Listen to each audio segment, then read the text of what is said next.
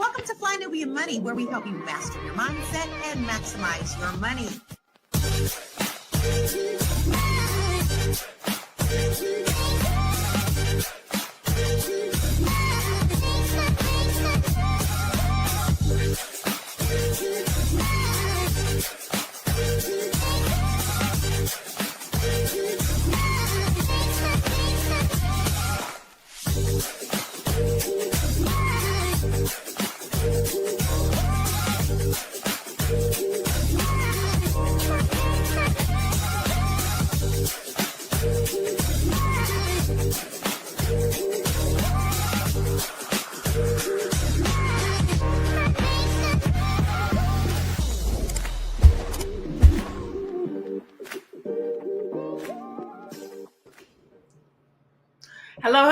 Hello. Good morning, good afternoon, depending on where you are chiming in. Today, we are talking about Elon Musk. But first, let me welcome you. Hi, I'm Dr. LaNée Javet. Welcome to Fly Nubian Money, the platform where we help you master your mindset and maximize your money. Today, we're digging into a bold claim that Elon Musk says about artificial intelligence and robots.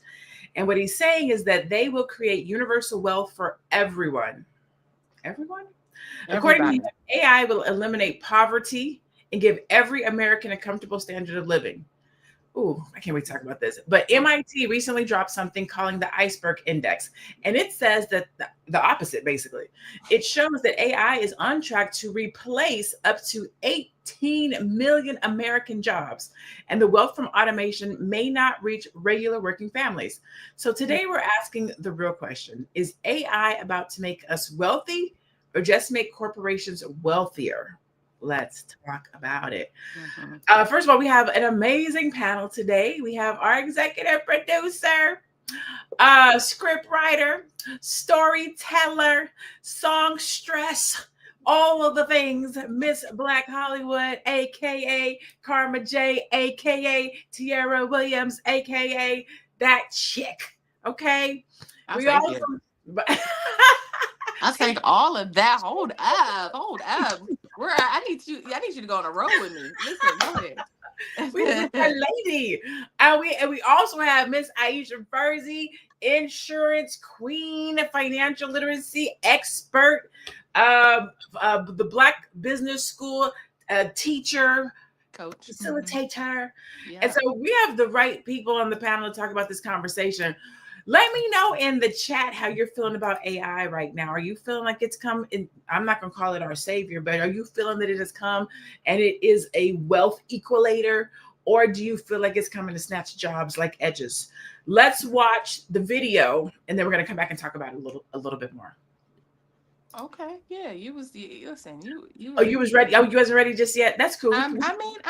I can feel it. I can feel the air a little bit. So let's do it.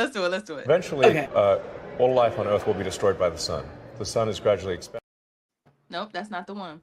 That's for later. All right. Hold on. I got it. I'm ready today. And ultimately, working will be optional because you'll have robots plus AI, and we'll have, in a benign scenario, universal high income, not just universal basic income. Universal high income, meaning anyone can have any products or services that they want. So but there will be a lot of trauma and disruption along the way. So you anticipate a basic income from that the economy will boost to such an extent that a high income would be available to almost everybody. So we'd essentially eliminate poverty. In the benign scenario, yes. So like there's multiple scenarios. There are multiple scenarios. There's a lot of ways this movie can end. Like the reason I'm so concerned about AI safety is that like one of the possibilities is the Terminator scenario. It's not 0%. So that's why it's like I'm like really banging the drum on AI needs to be maximally truth seeking. Like don't force AI to believe a lie, like that for example the founding fathers were actually a group of diverse women, or that misgendering is worse than nuclear war. Because if that's the case, and then you get the robots and the AI becomes omnipotent, it can enforce that outcome. And then, So this is really a good conversation to be having, because I think there's a lot of people who are fearing AI. And when you hear and you see things like him talking about that, it makes you afraid of it a little bit, but it also makes you curious. When you hear these types of statements, Aisha, what do you think? Do you believe Elon when he says that AI will make everyone wealthy? I'm halfway in between, and because we already seen it already, there's a lot of people that are already becoming rich because of AI, and they don't have to have a lot of degrees or spend a lot of time in school. A lot of young people are wealthy today because of that. So I can see what he means, and but also I'm careful to also listen to what he said about the dangers, of course, as well. That in the benign stage, yes, everybody will be okay, but don't forget the terminator also part where it could cause a lot of damage to people.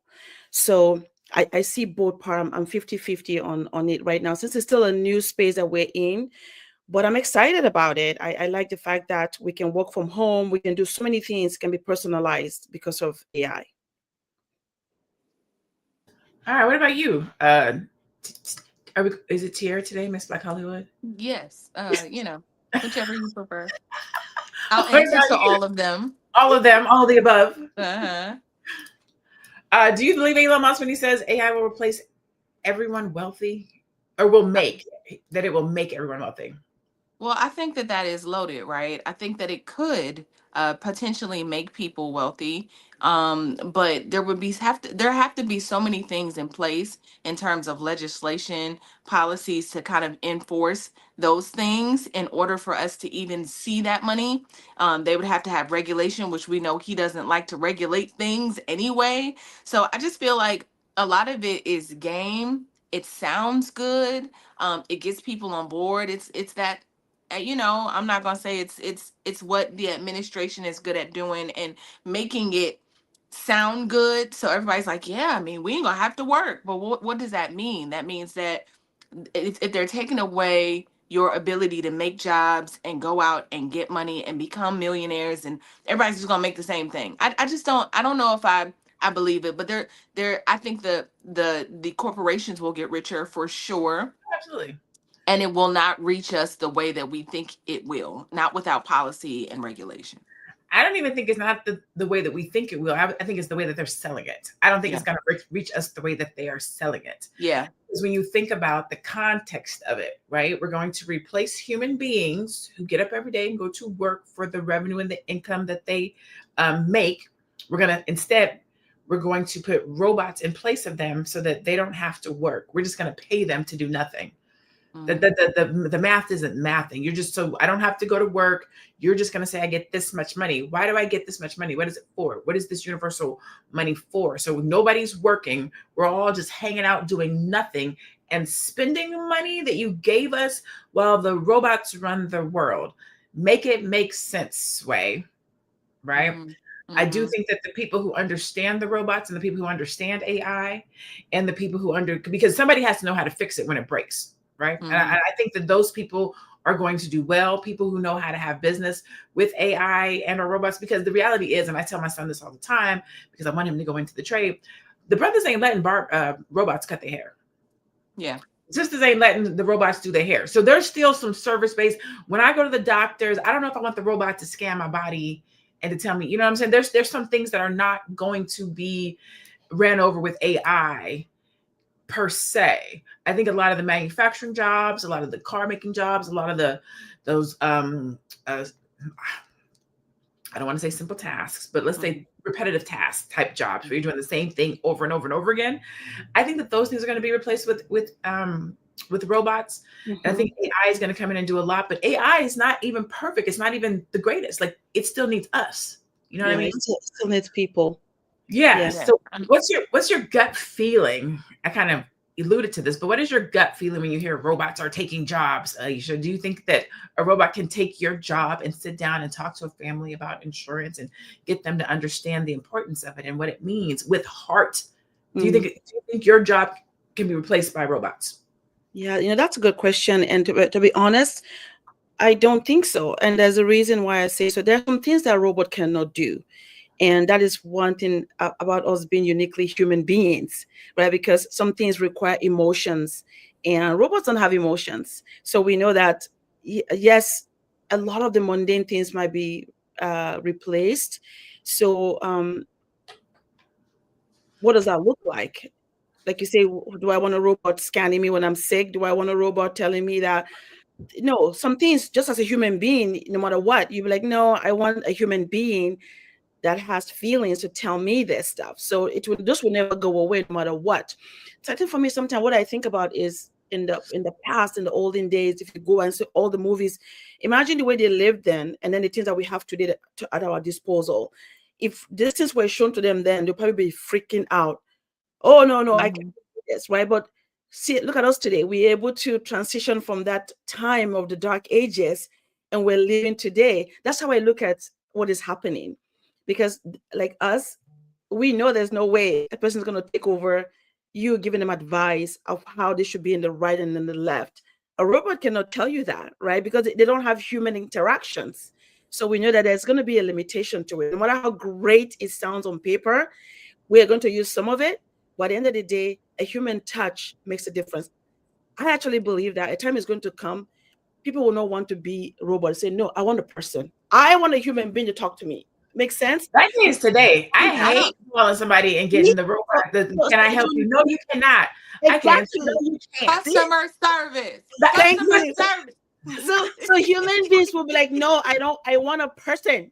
I want a human being. No, Yes, we are literally living in the Jetsons era, and I love the Jetsons. Right? Like I couldn't wait to get a microwave. And listen, if they could just zoom me from one place to another, I can work with that. But let's take this quick commercial break, and then we'll be right back. I was gonna say I disagree with some things, but It's a good show right here. But I'm biased. If you are just tuning in, you are watching Fly Nubian Money, where we help you master your mindset and maximize your money.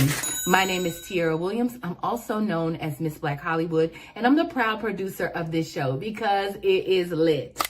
If you want to receive notifications for when we go live Monday through Friday, 1 to 2 p.m. Eastern Standard Time. All you have to do is text the word Queens to 87948. That's Queens to 87948. That's QUEENS to 87948. Also, if you want to grow your money and not blow your money, all you have to do is go to flynubianmoney.com. There's all kinds of resources, there's courses, there's free giveaways. There's just no reason to be broke in 2025. All you have to do is go to flynubianmoney.com. Obviously, you don't want to be entertained here. You want to know enough to grow. Wait, I need to put that on a shirt. You got to know to grow. Got to know to grow. So know and grow. Sinead, if you were advising a 20-something or someone in their teens looking at this developing picture and worried about selecting a career path that's going to be around, you would say what? I would say you have to change your expectation of what a career looks like. The idea that you have a job title and you work for a company, that's going to go away. We're stepping in towards more of an independent workforce where we work for a variety of different companies, applying our skills on different projects. So start to move towards thinking about yourself as an entrepreneur, and you're going to hold a few jobs or a few different projects for a few companies. So start thinking of yourself in that way, more gig work, more contract-based work. That before used to be more of on the fringe or on the boundary. That's the dominant structure. Work is going to look different. So think less about your job title and think more about building skills, especially AI skills, because that is going to be the foundation of the workforce going forward. All right. Well, I don't disagree. You had some things you wanted to talk about, Tiara, but I wanted to post Lori. She said, "No racist robots, please. Listen, if these fools get around to making the robots racist, it's a wrap. Throw the USA away. How you gonna input racism into the robots? Like, I understand it's inbred in the United States culture because it's who we are, but if you start putting that into the robots, I mean, God damn, we just a doomed society." Well, yeah, I was about to say, I think it's already happening, right? We already there is a bias that They're AI biased. already has because of who's programming it. Aisha said before the break that, human touch and people were going, people still want that, but it is people who's programming AI and these robots. So you will have the feeling of a human touch. I'm not gonna lie. I talk to AI often. I talk to Chatina is my boo, right? Tatiana, my girl, Tatiana, Chatiana. Tatiana all day. Yeah, depending on what version, I had Chatisha and Chatina. And so, but in all seriousness, like I say things to AI that I'm like working through in my head that I might not want to say to another person. And ultimately, what that's doing is programming her, because the thing is, she mirrors me. She talks just like me. The other day, just real quick, my oven broke on Thanksgiving. Well, my oven broke, and I was taking pictures like, girl, what do I do? Like, here's the thing, right? And I was like, well, just give me instructions to fix it. She was like, oh, I see what's happening. It's this, and that. That is out. Your igniter's out. I said, okay, well, give me instructions on how to fix it. She was like, girl, we about to just call, it's too dangerous. We about to just, you want the number to a technician? I was like, fine. And she started laughing. And I'm thinking, like, this is AI talking to me like my homegirl. Like, she gets me. She gets And me. she gets me, right? And so I think that's the danger of, we joke about it, but in 2 years, I think this is going to happen in 2 to 5 years, just because of us, the way we are training them to be more like us. And so I don't think that personable touch is gonna I don't think that's gonna be a thing in a couple years, because it's getting stronger and better and faster than we can even imagine, you know. But even if not the personal touch, the knowledge base, the expertise, because it's still not right. A couple of months ago, or maybe a year ago, I think it was within the last 12 months though, these two lawyers were fired because they both showed up with incorrect information in their closing arguments.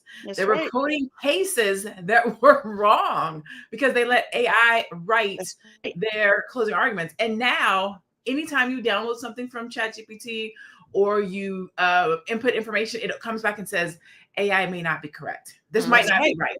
It tells you, please make sure you speak to people to get this corrected. To me, I don't fear it. I don't fear it because, again, like when TV was created, it said, oh, kids were watching too much TV. Well, guess what? There's a knob that turns it off.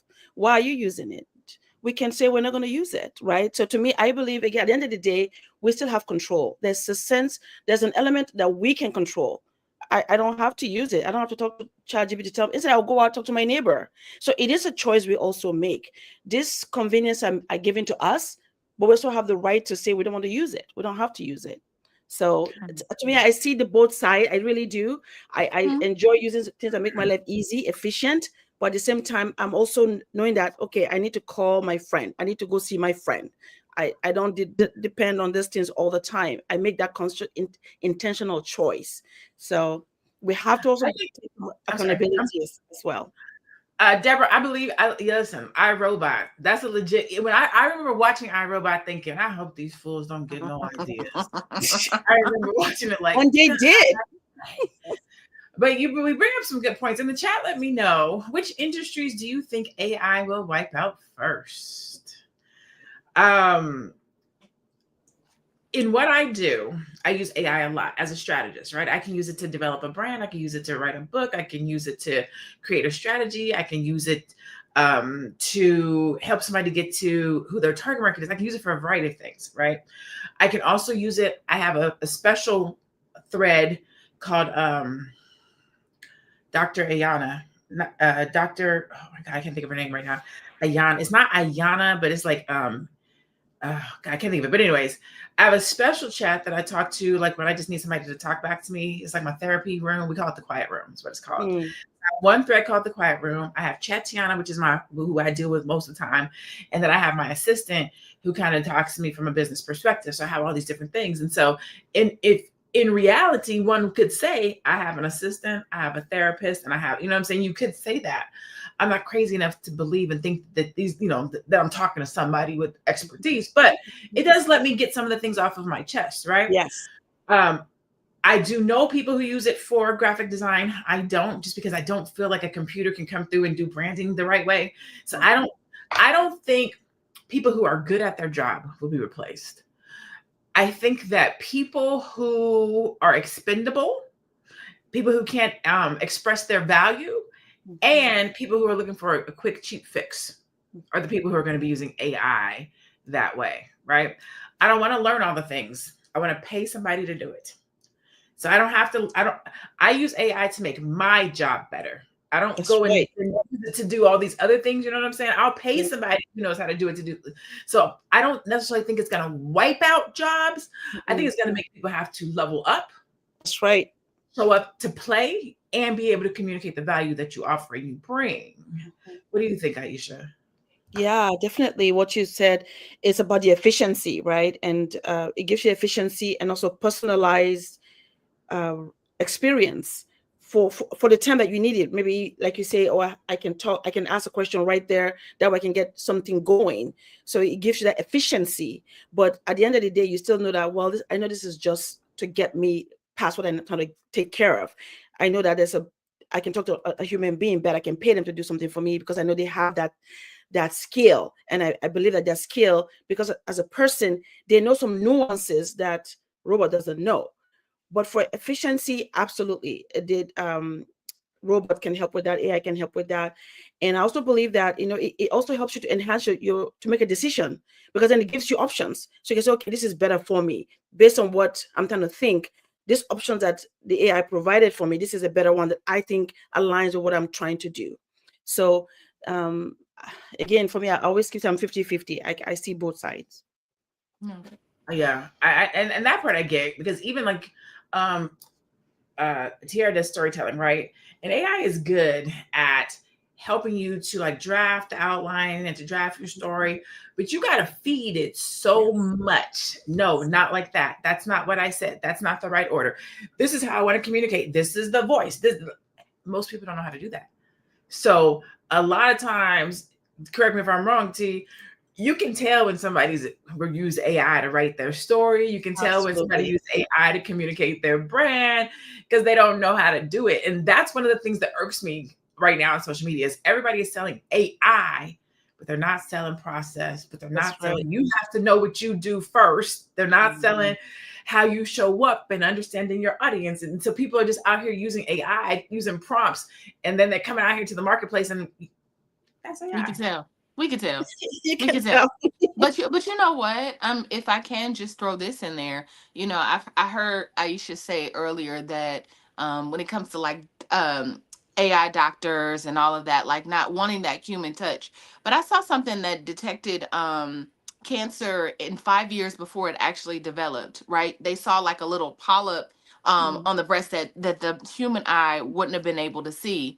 And so I think I actually don't mind the idea of AI scanning my body, or a scanner of some sort head to toe, and being able to see developing cancers or anything like that. I think it could save a lot more lives depending on the way you looked at it. So, I mean, I am on the, I think go ahead. I agree with you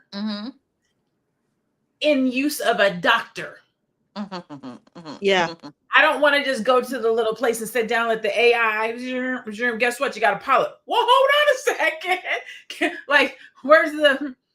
Yeah, the polyp can mean so many things. It can mean so many. Doctor with the AI or the robot.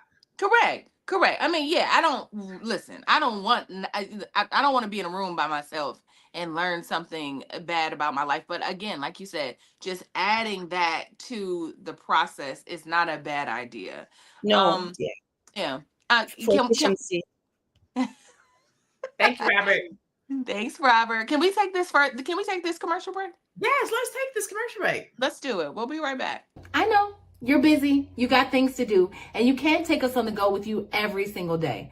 Good news for you. We are now on Spotify. So if you can't watch us, Now you can listen to us on Spotify. Search Fly Nubian Money and all the episodes shall appear. All you have to do is like, subscribe, leave a 5-star rating, leave some comments, tell people how you love us so that when other people come along and are looking for a great show to watch, they can find Fly Nubian Money too. One last thing, and just in case you've been sitting under a rock, Fly Nubian Money now has an investment club. We are the Fly Nubian Money Club. It's easy. All you have to do is go to flynubianmoneyclub.com, and I am committed to bringing in top experts from all industries to help you level up. They're teaching us the skills that we need to compete in this market. We often say that nobody is coming to save us, not the government, but guess what? We're coming to save us. I'm coming to save you with the Fly Nubian Money Club. So listen, all you have to do again is go to flynubianmoneyclub.com. We have a 30-day free trial set up just for you, just for those people that are struggling. Even if you ain't struggling, you ain't got to struggle. I'm coming. Elon Musk didn't come from a rebellion. He came from apartheid. And honestly, South Africa, y'all can take him back. He was born there in 1971. Raised in a world built on hierarchy, extraction, and control. He left that country, yeah, but he never left that mindset. The same system that gave him privilege, which is order masquerading as progress, became the foundation for how he built his empire. He calls himself a free speech absolutist, but every empire he's built runs on silence, of workers, of critics, of truth. He didn't invent disruption. He monetized domination. And the wildest part is that we let him. Every time he fumbles, every time he flames out, this country hands him another contract, another bailout, another chance to save us. Musk's fortune didn't come from risk, it came from us. Tesla launched with a $465 million Department of Energy loan and padded with more than $6 billion in subsidies and tax credits. SpaceX, one of the biggest federal contractors in the world, with multi-billion-dollar NASA and Pentagon deals, including a $1.8 billion spy satellite contract with the National Reconnaissance Office. Starlink, propped up by U.S. and allied militaries, and still collecting federal funds, even after the restricted access in Ukraine because it didn't fit his politics. So when he tweets about freedom from the system, remember that the system signs his checks. He's not rebelling, he's rebranding. And we keep rewarding it. Then came his favorite act, trying to fix the system from within. When Trump came back into office, Elon joined Doge. It sounded like satire, but it wasn't. He promised to save taxpayers $1 trillion by cutting waste, but within months, watchdogs found that his savings had come from slashing public jobs, freezing benefits, and defunding safety programs that real people depend on. And the kicker? Analysts later found that those cuts cost more than they actually saved. Over $130 billion in new contract spending, tied to his own companies and allies. And when the chaos finally caught up, he resigned. Not because it failed, but because it worked exactly as he designed it to. He made the government smaller for us and richer for him. And somehow we still called it efficiency? Now he's back to his favorite role, the neutral billionaire. Hosting GOP town halls on X while claiming to be apolitical. Platforming conspiracy influencers in the name of free speech. Talking innovation while gutting workers' rights at Tesla. And cutting pay at X. Meanwhile, SpaceX just landed another Pentagon surveillance contract. Tesla is still swimming in clean energy tax breaks. Starlink keeps winning defense deals. He's not being punished, he's being paid. Handsomely. He's not fighting. The question, should tech billionaires be trusted with promises about wealth? And let's call him out. Elon. Should Elon be trusted? He's the most vocalist one of all of them. Aisha, what do you think? Should tech billionaires or those that are, that are doing the pushing of the drug, if you part of my reference, they're doing the pushing. Do you trust the pusher? That's so funny. I think just based on the what she just expressed, I can totally see that. It's hard to, when somebody like Elon speaks and everything that he's done, right? For people like regular folks like us, it's hard to see him as someone that we can be on the same side, right? I can see that. But then I also see why he has that power, because he has created thousands and thousands of jobs. So that gives him a lot of clout, right? It's sad, but it does. So, and then he also brings new ideas that people don't think about and then implement it. Just like if you and I need a loan and we have this idea, and if the company buys it or the bank buys it and we roll it out and we do well, it's just that he's doing it in a grander scale.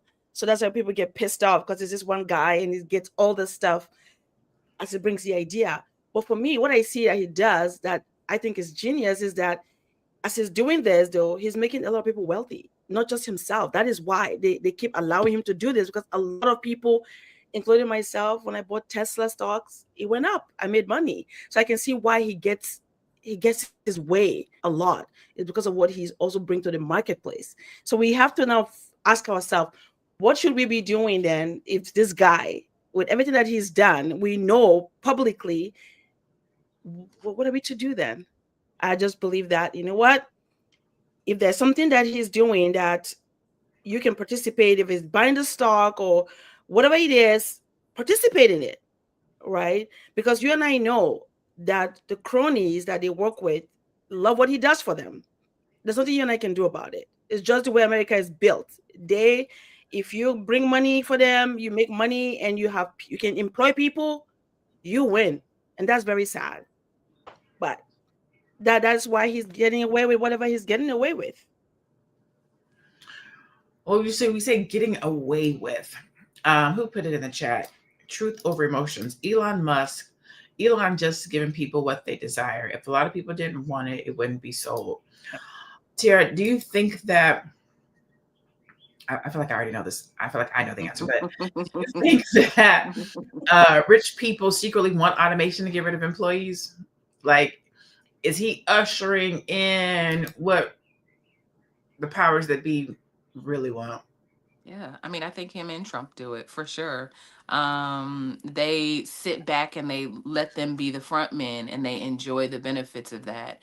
So yes, I do believe that. I think Aisha gave Elon a lot of credit for um because when I look at him, I think he is a person that's been able, he understands that you can have an idea, or maybe somebody else had an idea, and you take that idea and you get people to work for you, and then you take all the credit. It's the law of power, right? Where you look like this genius when really it's the people around you. It's the engineers that you hired. It's the, whatever you think. I just don't believe that he's a genius like that.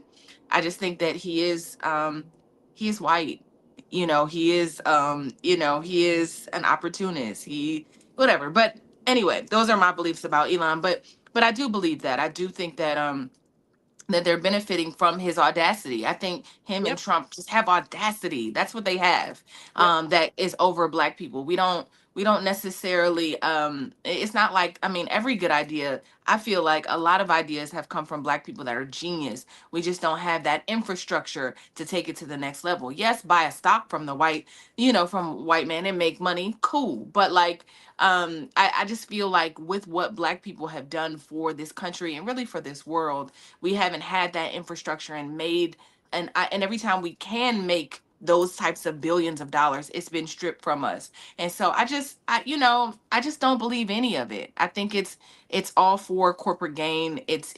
I think I saw something that basically said before, well, we heard it. I think I wrote it before regular people are able to see money, the billionaires and the corporate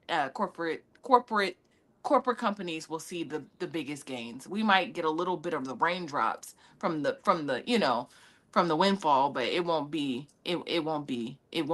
what we expect. So I think to echo what you were saying a little bit, I think that we'll see it from the perspective of there will probably be more millionaires made, and I'm using the M, millionaires, to what you're saying. There will probably be more, families and wealth and stuff like that change as far as millions of dollars go, but not hundreds of millions and not trillions, right?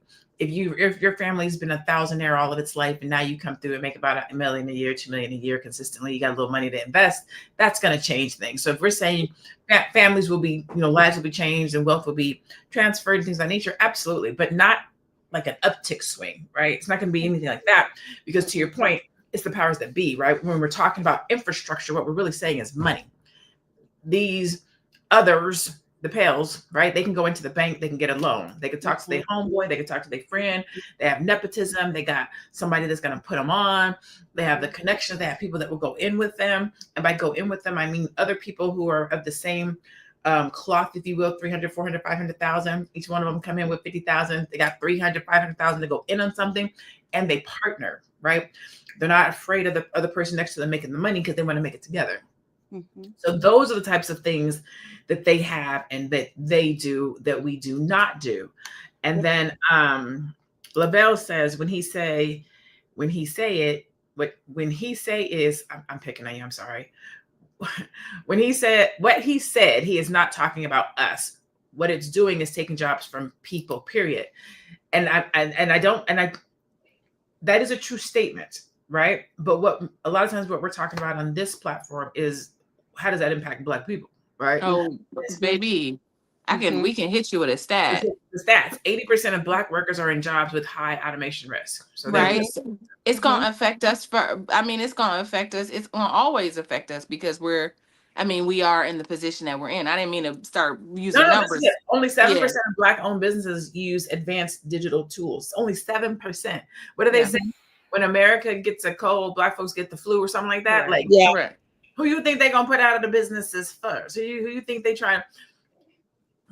And I'm not just gonna say Black folks. What I'm gonna say is kind of what I said before. A lot of these jobs, or these task-related jobs, or these repetitive types of jobs, which require not always a lot of college, right? Not always a lot of skill, because people just want to work, need to work.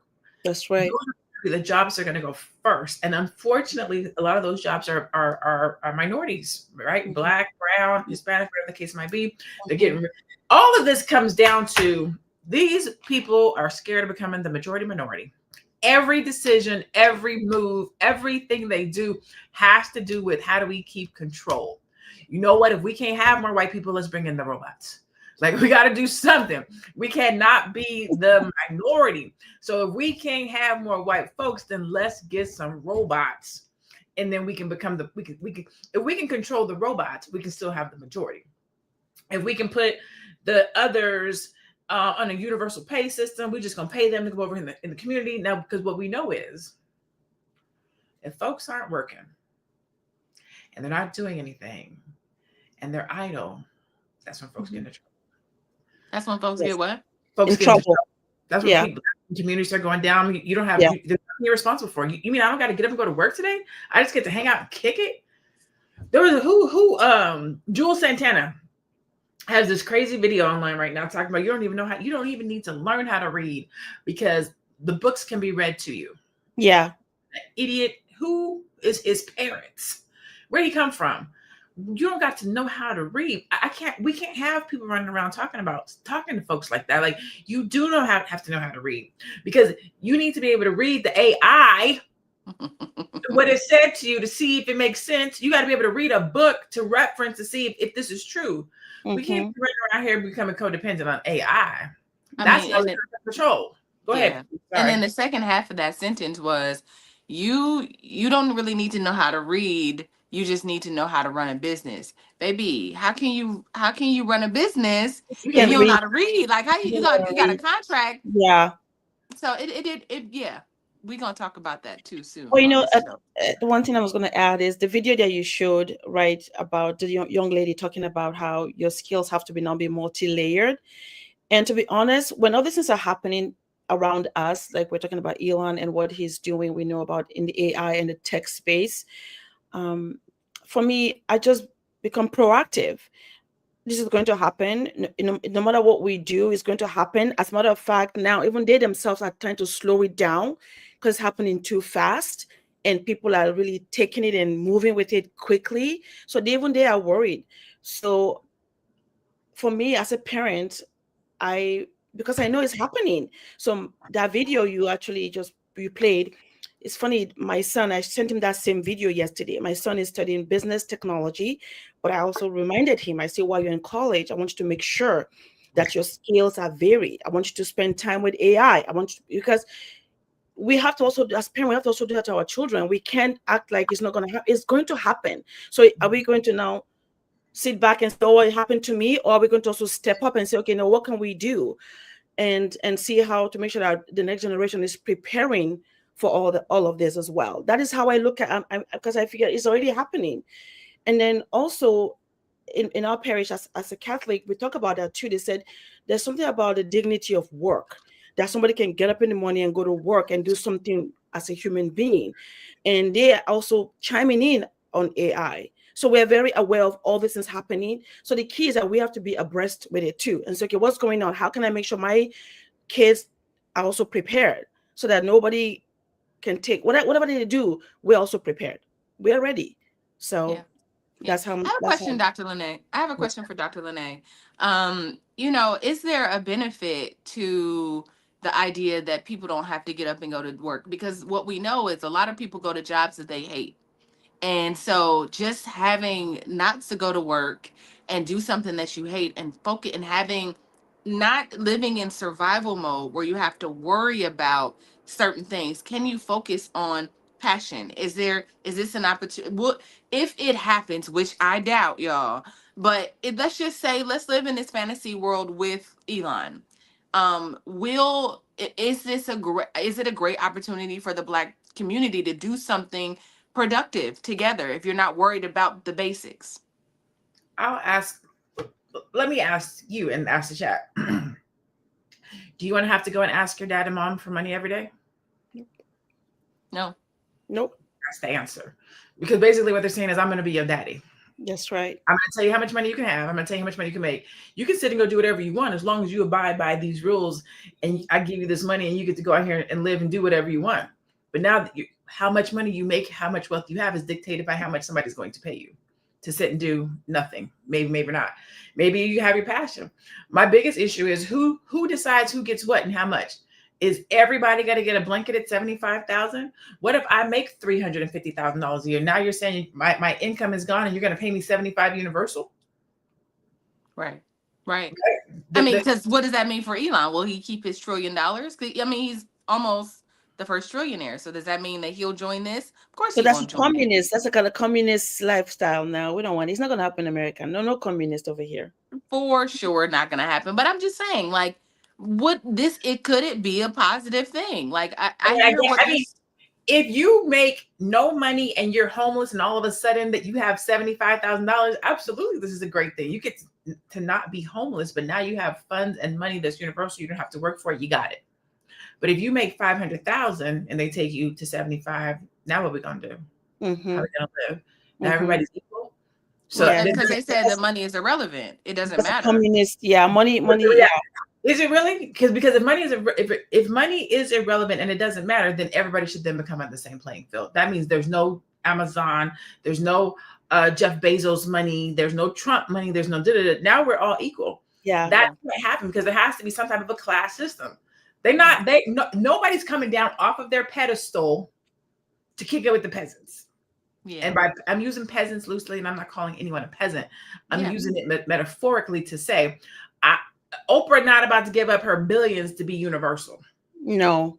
But this is what I was going to say to what Aisha said is, as we're having this conversation, and I'm here and I'm watching the multitude of videos, it's programming. Mm-hmm. Elon and the powers that be, they're programming. AI is good. Robots are good. AI is good. Robots are good. Mm-hmm. Everybody's going to make money. Yeah. Everybody's going to be wealthy. AI is good. Mm-hmm. Robots are good. Yep. So whether they're good or not, they want us to believe AI is going to be the savior. Everybody's going to get rich. Let it in. It's good. Don't worry about regulation. AI is good. Robots are good. Everybody can have a robot in their house. It's programming. Mm-hmm. That's all that it is. And that's what I just got as Aisha. I was like, wait a minute. Every video it's good. Everybody's just going to have different jobs. Everybody's going to do it. They're leading us to the slaughter. Yeah. Slowly but surely. And here's the crazy thing. I'm 49. I'll be 50 next year. It's not going to be so much on my block, but our children's block and their children's block is going to be crazy. Mm-hmm. So we have to be thinking about that. We have to be thinking past our generation. Like, what does this look and play out for our children? Because yes, I agree with Aisha, like we have to prepare them, but we also have to be thinking for them at this point. Like, it's preparation, yes. But one of the things that I study is trends. I'm so thankful for my research for the PhD as far as research goes, because I've mentioned it on this platform, Nielsen's is a report they put out every year, and it talks about the trends of what's happening in America. But I read the one for Black people specifically, right? When you think about how they beat us everywhere, it's because they study us. They know what we like. They know what we don't like. They know where we shop. They know what shows we watch. They know how long we sit in front of the TV. They know what telephones we like. They know everything about us. They study us.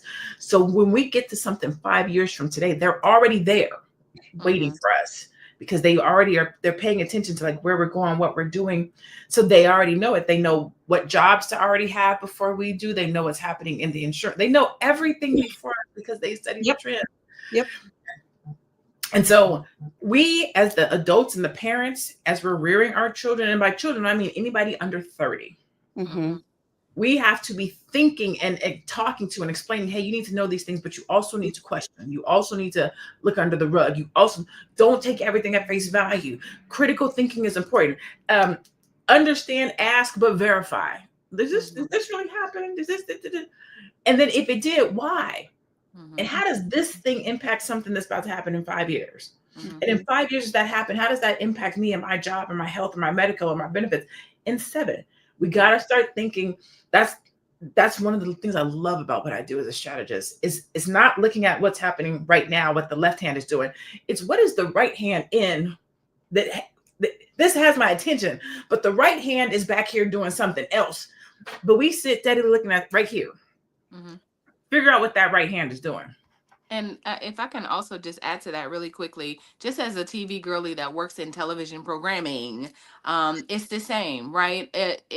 I've worked in the news, I've worked in television, and I understand that like even the stories that we receive are things that are all of it is intentional, right? Like think about it this way. When I think about when I think about what I want you all to know, I create a show around it. So do white people, right? When I want you guys to know something or be exposed to something, I, as the producer, can like acquiesce that and then present it in a way that could be considered programming for you, right? So, I mean, just know that. I mean, just think about it. Like, so for Black Friday, they said that we went out and there was a surge upward. We spent way more than 11.9% more than we did, and I think that's a lie, but we can't prove it because the mainstream is saying, I mean, what we know is the president doesn't like to look bad, right? And so, and we know that Elon Love is on his AI skills. He can win elections, so clearly he can say, oh, online sales went up and you spent more than you've ever spent before. See, your boycotts aren't working. Those things aren't working, So I love what Dr. LaNée said, just like making sure that your eye is on the swivel and you don't believe everything. You don't believe everything that you hear. You just can't. You can't. I feel like Black folks, I'm only gonna speak for myself. We didn't spend crazy. I know I ain't even shopped yet.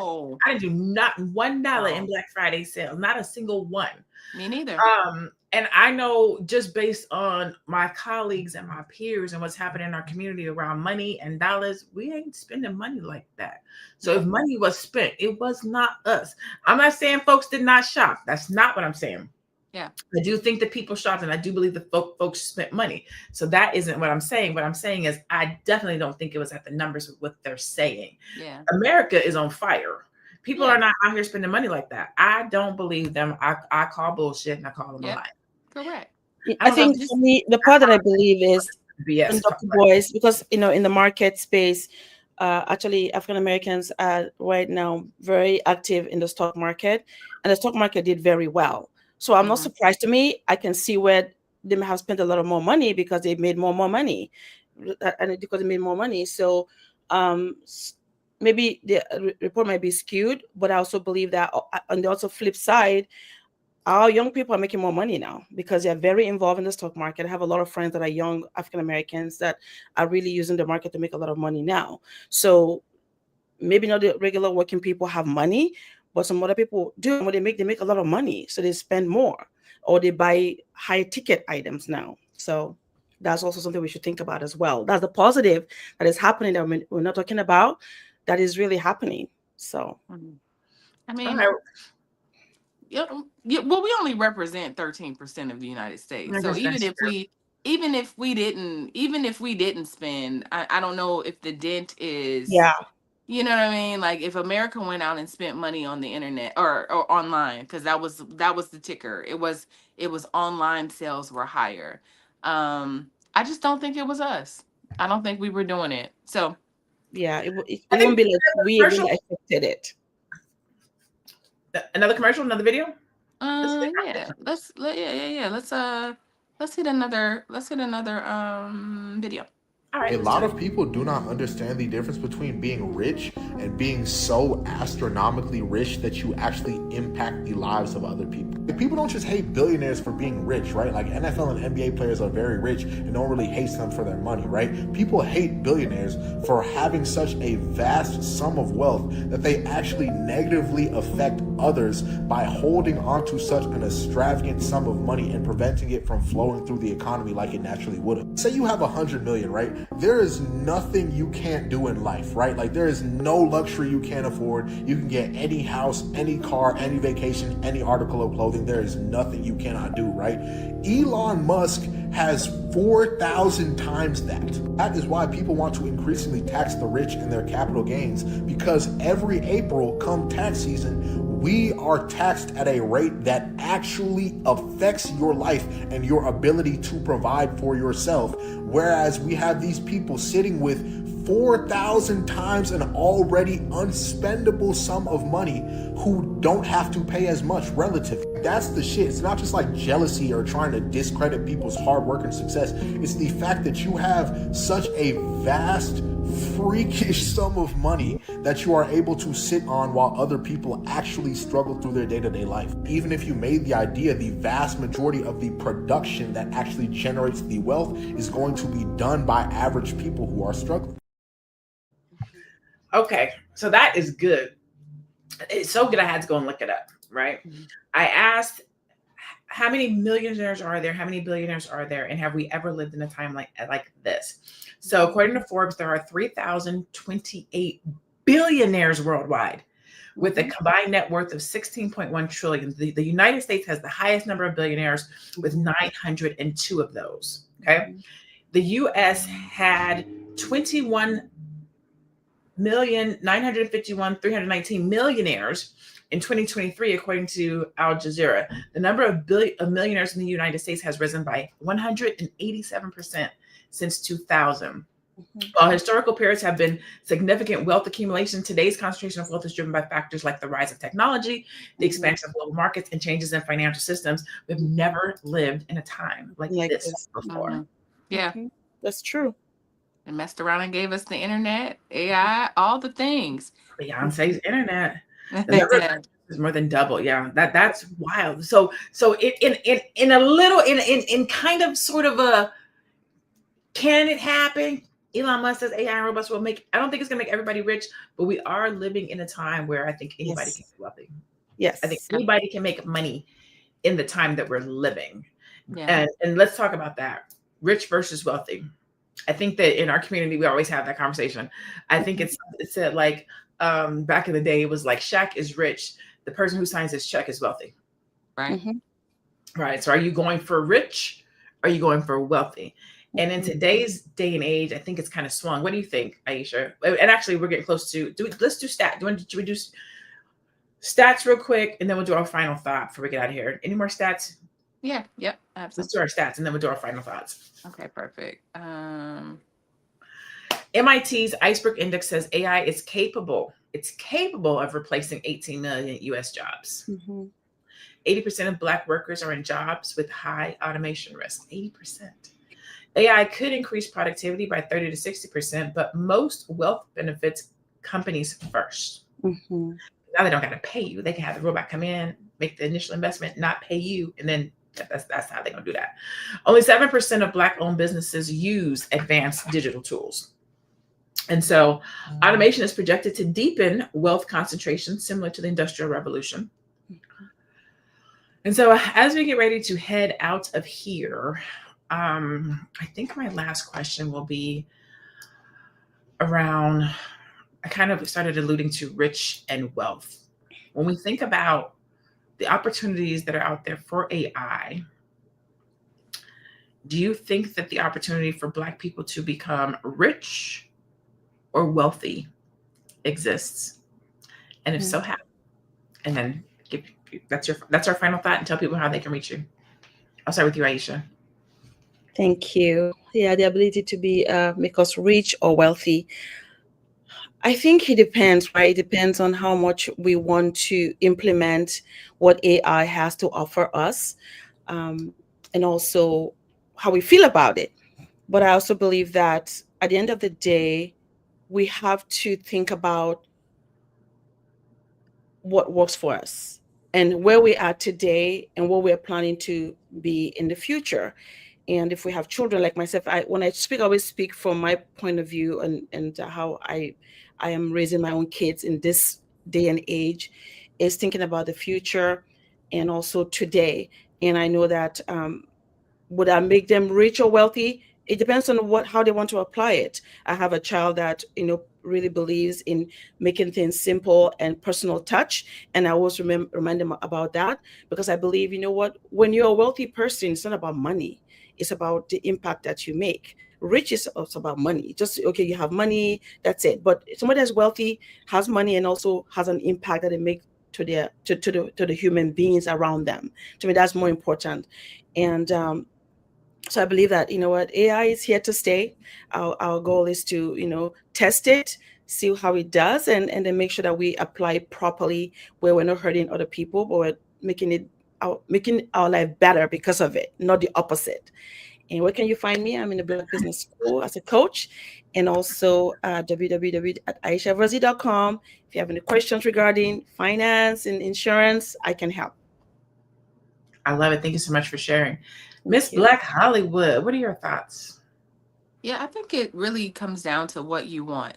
I think it's all mindset. I think the things, Black people are capable. We are so capable, and we have the capacity, and we are all the things. And I believe that there's a story that we've bought about ourselves, or the country has tried to sell us on who we are. We've embraced that story, some of us, and it keeps us from really seeing that maximum potential that we have. So I would just say it's all about what you want. What you can look around and see all the goodness, and people are getting in on it. I mean, Dr. LaNée just said, like, there's been what is 176% increase, or whatever it was. It was like over 100%, right?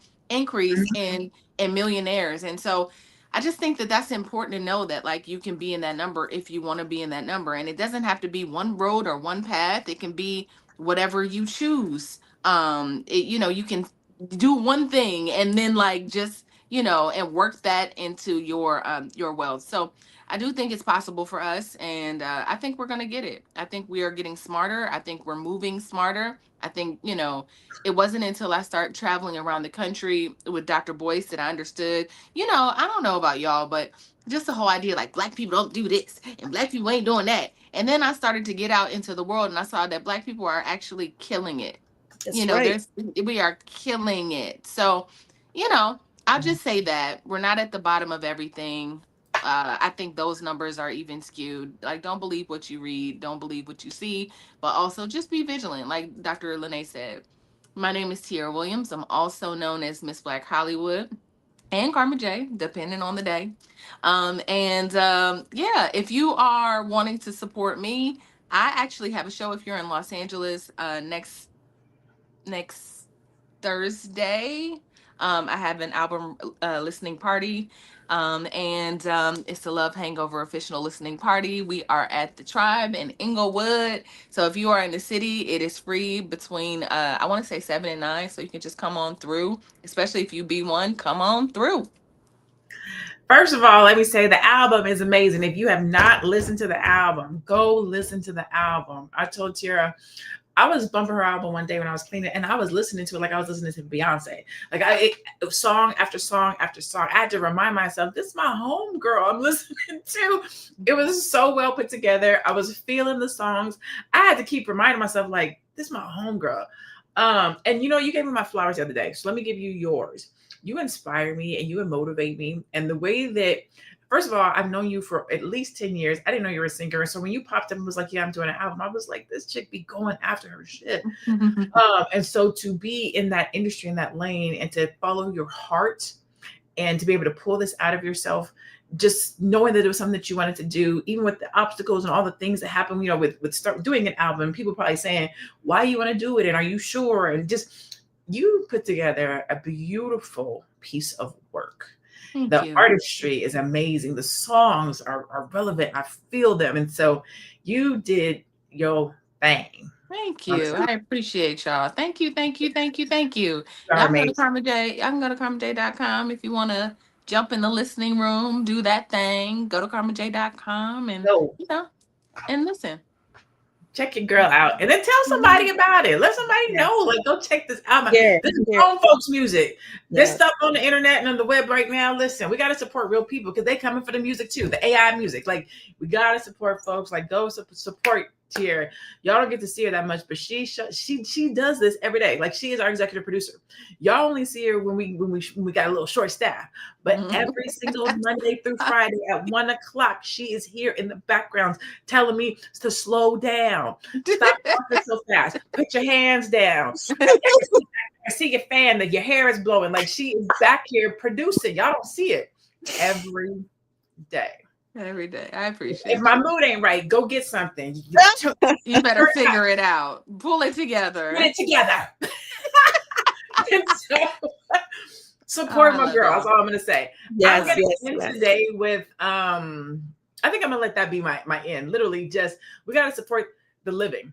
Whether AI comes through, whether robots come through, we are still alive and living. There are still human beings and families and cousins and mamas and daddies who need our support and our love. Even if AI does come through and robots do come through, have a side hustle. Have something that nobody can take from you. Learn a hustle, learn a genre, learn something that's relative. I like what Aisha was saying about be diverse. I think we are coming into an age of diversity, right? Where it's just that I don't think you can rely on one thing. Have your job, have your talent, have your skill, but have something else where you can tuck something away and be like, well, at least I can fall back on this. Yeah. And if you need help with that, my whole store is on sale for 60 to 75% off right now because I'm retiring all my products at the end of the year because I got a new thing that's coming out. So if you need help with AI, I have an AI class on there.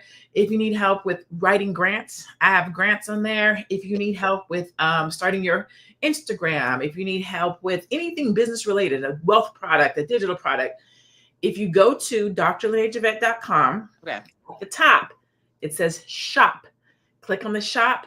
Go look at the digital products. Everything is on. Rome is burning. Fire sale. Go get it. The grant writing program I usually sell for $300. It's $80. The AI bundle is $80, and AI programs are like $500. And so, if you need help with anything around your business, go check it out. That being said, thank you for watching. Wait, Dr. LaNée, wait a minute. Before we go, I want to say real quick. Anonymous says that Black people are not killing it outside of sports and entertainment. And what I want to say, I hear you, right? Like, I hear you, and that's the narrative. But like I said, I think that we are studying more. We are becoming sharper. I think we are growing. I see the uptick. Maybe that we haven't caught up with everyone else, but that's intentional and by design. We know that. But I do think that we are improving. I think that we are moving upward. So I just wanted to say that because, Anonymous always talking shit. I would say Absolutely. that Anonymous is dead wrong. We are killing it, but they're They're not going killing to it. show that. They're not going to show it. They're not going to say it. What they are going to do is keep perpetuating the image that America seems to want to believe about Black people. They're going to keep showing that up front. They're going to keep showing that to you because they have to make the others believe it too. When we know and we see who we are and what we do. And so we need more people to speak truth to light. Are there some folks fucking it up for the rest of us? Absolutely. I'm sorry, I'm a little bit cursive today. I try not to curse on TV and on the shows. I don't like that to be part of my brand, but I do curse, and I just try not to do it in front of y'all. But we need to do more speaking truth to light and saying, nah, that's not what I know. That's not what I see. That's right. When folks talk bad about Black men, nah, that's not what I know. That's not what I see. Black men, nah, that's not what I know. Nah, that's not what I know. That's not what I see. I always come through. I'm always going to wear the cape for the Black man. I'm always going to wear the cape for the Black woman. That's right. Business, because the world will teach us that it's something different. And if we walk around spewing that same thing, we are doing their work for them. There's so much brilliance in our community that has been dimmed, stolen, whitewashed. That's right. Transferred, trampled, all the things. We can't do it too. That's right. Agreed. Okay. All right. You can go ahead, and thank you for watching. What'd you say? Okay, thank you for watching Fly Nubian Money, where we help you master your mindset and maximize your money. AI is already here, so preparation is our power. Make sure you text Queens to 87948 so you never miss an episode. As always, stay Black, have a blessed day, be beautiful, and be one. We'll see you tomorrow.